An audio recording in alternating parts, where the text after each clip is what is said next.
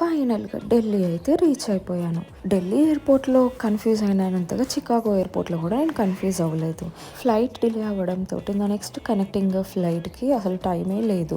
ఎందుకంటే ఇక్కడ bags collect చేసుకోవాలి, సెక్యూరిటీ చెక్ ఉంది, నార్మల్ జనరల్ ఇమిగ్రేషన్ ఉంది. కానీ ఇవన్నీ ఒక్కొక్కటి ఒక్కొక్క దగ్గర ఉన్నాయి. లిటరల్గా నేను ఎయిర్పోర్ట్ అంతా తిరుగుతున్నానా అన్నట్టుగా అనిపించింది అనమాట. దిగింది ఒక దగ్గర, సెక్యూరిటీ ఒక దగ్గర, అలా అనిపించింది. ఇంకా జస్ట్ 5 to 10 minutes అయితే ఈ ఫ్లైట్ నేను ఖచ్చితంగా మిస్ అయ్యేదాన్ని. ఇంకా ఫ్లైట్ అయితే ఎక్కేసాను అనమాట. ఎక్కిన వెంటనే ఫుడ్ అయితే ఇచ్చేసారు, అంటే డిన్నర్ టైం కాబట్టి. సో ఈ ఫ్లైట్ వచ్చేసి ఢిల్లీ టు హైదరాబాద్ కాబట్టి ఫుడ్ బాగుందన్నమాట. యాజ్ ఏ కాంప్లిమెంటరీగా అందరికైతే ప్రొవైడ్ చేశారు. అండ్ ఇది ఎయిర్వేస్ వచ్చేసి కూడా ఎయిర్ ఇండియానే. ఫుడ్ పులావ్ టైప్ ఒక సబ్జీ అండ్ డెజర్ట్ వాటర్ బాటిల్ ఇచ్చారు విత్ కర్డ్.